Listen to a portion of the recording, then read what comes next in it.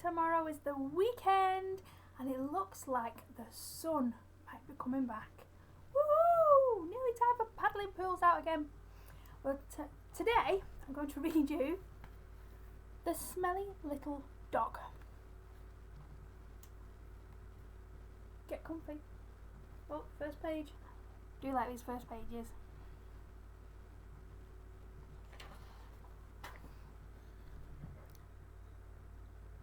The children rushed down onto the beach with their spades and buckets and boats. Mummy followed with packets of sandwiches and a big bottle of lemonade. She signalled to the man who hired out deck chairs, and he came hurrying up with one at once. "There," said Mummy, sitting down thankfully, for it was a long walk from their boarding house to the beach. "Now you've got a whole day to play and paddle and swim, children. It's so hot today that you can get as wet as you like. The sun will soon dry you." Joan, Fred and Betsy felt very happy. The things they would do! "Build an enormous castle with a moat around it full of water," said Fred. "And sail my boat on those little waves," said Joan. "And take my teddy paddling with me," said little Betsy. "And have ice creams when Ice Cream Man comes round," said Mummy, laughing. "Oh, here's that little dog again. Go away, dog, you're smelly." "Mummy, he's quite a nice little dog," said Fred. "I know he looks very dirty, though he does go splashing in the sea quite a lot, and ought to be very clean by now. And I'm sure his master doesn't give him enough to eat. He's so thin." "Get away from those packets of sandwiches, dog," said Mummy crossly, as the dog came sniffing around. "You're always hungry. Why doesn't your master feed you properly?" The deck chair man stood nearby. He chased the little dog away. "Off with you! You don't belong to anyone, do you? You're a nasty little stray." "He's not nasty," said Betsy at once. "He's got a nice face. I like him. I want him to play with me." So the little dog played with them all morning, though Mummy shooed him away as soon as he came near her and the sandwiches. Betsy shared her sandwiches with him when dinner time came, and so did Fred and Joan. He seemed very, very hungry, but he was quite polite and didn't snap at all. He seemed to like Betsy best, and she cuddled into her when she had finished her sandwiches. "Betsy, you are not to cuddle that smelly little dog," said Mummy sharply. "Oh, I know he's friendly enough, but it's only your sandwiches he's after. Push him away. Go home, dog. Go home." The little dog ran off and sat down, looking very sad. Nobody ever wanted him. He really was dirty and smelly and very thin. He would have certainly have gone home if he could, but he hadn't had a home since he was a puppy, and had been left behind on the beach by a man who didn't want him. So how could he go home? "Now," said Mummy, when all the biscuits and apples she had brought had been eaten, "you can go and buy a big ice cream each from the ice cream man up at the front, and bars of chocolate from the sweet shop. Take Fred's hand, Betsy." The little dog went with them. He liked these children. They didn't throw stones at him and call him horrid names, as some children did. Perhaps he might have a lick of an ice cream. The ice cream man sometimes spilt some as he slapped it between the wafers. When the children came back to the beach, their mother was fast asleep. "What shall we do?" asked Fred. "I think I'll go for a swim. Come on, Joni." Betsy looked sad. She couldn't swim like the others. "I shall paddle," she said. "And I shall take my teddy bear too. He told me yesterday that he likes paddling." "The things that bear says to you," said Joan, laughing. "I shouldn't take him paddling, Betsy. He won't like getting his feet wet." "He told me he did like it," said Betsy seriously. "He told me his feet were hot like mine, and he wanted to feel the cold sea on them." The others laughed and ran into the sea at top speed, plunging into the big waves. They were good swimmers. Betsy stood and watched them. "I can't swim, Teddy, and you can't either," she said, "but one day we'll be big enough." She walked her big bear down the sands to the edge of the waves, talking to him. The sea felt lovely and cool over her toes. She dabbled the bear's toes in too.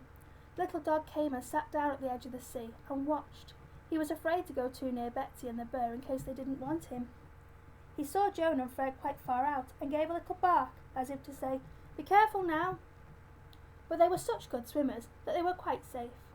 They were racing one another to the pier. Betsy watched them. "Let's go in a little bit further, Teddy," she said, feeling very brave. You're not afraid of the big waves, are you? I'm not either." So they went further in, the teddy bear getting wet right up to his neck. "Do you like it, Teddy?" said Betsy. "Yes, you do. Oh, look at this great big wave coming. Hold my hand tight." The wave was really very big indeed. It curled over just as it reached Betsy and splashed right over her head.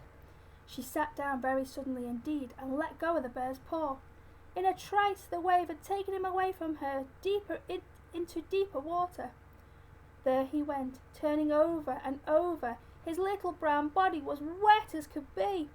"Teddy, come back! You'll be drowned!" shouted Betsy, getting up and wading after him. But oh dear, another big wave came, and over she went again. Then, before she could get up, spluttering and frightened, another one broke right over her, and she disappeared under the water. The wave rolled her over into the sea, when it ran back on itself, and poor little Betsy couldn't even stand up. Fred and Joan didn't see, they were too far away. Mummy didn't see either, because she was fast asleep. Nobody saw except the smelly little dog. He stood up at once when he heard Betsy scream. Then he plunged into the waves and swam steadily out to her. And at that very moment, Mummy woke up. She sat up to see where the children were and saw poor little Betsy being taken away by the waves. She screamed loudly and began to run down the beach. The little dog was almost up to Betsy. Ah, there she was. He snapped at her t-shirt and got it between his teeth. Then he tried to swim towards the beach with her, but she was very heavy for such a little dog. He panted and puffed, swallowing water, but he didn't let go of the t-shirt. No, he clung on to it for all he was worth. This was the little girl who always spoke kindly to him. She was in trouble, and there wasn't anyone but him to help her. He dragged poor Betsy into the shallower water, and then, just as he thought he simply couldn't hold on any longer, someone caught hold of Betsy and lifted her up. It was her mother, who had waded out to her and the little dog. She waded back with Betsy, who was choking and spluttering and crying with fright. The little dog followed and sat down at a safe distance to watch. "Darling, you shouldn't have gone out so far," said Mummy, cuddling poor frightened Betsy. "You might have been drowned.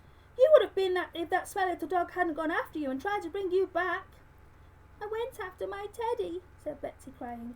"He's still out there, Mummy. He'll drown. Oh, please get him for me." "I can't bother about your Teddy now," said Mummy, hugging her. "I'm only too glad you are safe."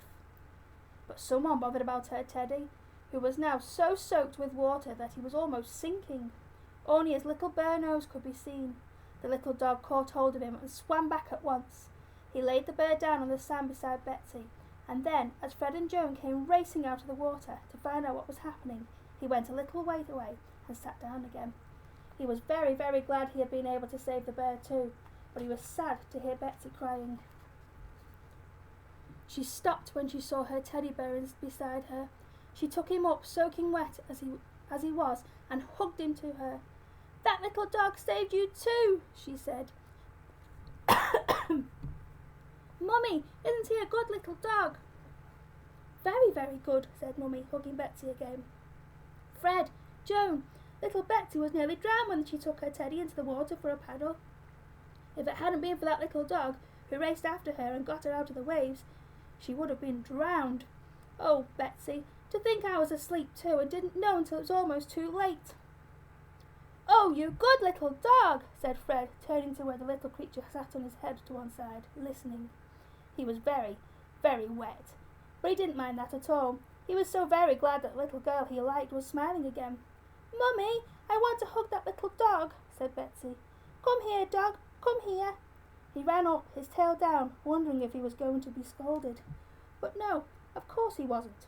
Betsy hugged him, Fred hugged him, and Joan too, and then Mummy patted him and spoke to him kindly. "Little dog, you need a home. Would you like to come and live with us? We have an old kennel that you could have. I shall never, never forget what you did today. Never. You are the best little dog in the world." Well, the little dog couldn't believe his ears. He licked Mummy, he pranced around, and his tail wagged so fast that it could hardly be seen. Then he went and lay down beside Betsy, his head on her knee, as if to say, "I'm your dog, I belong to you."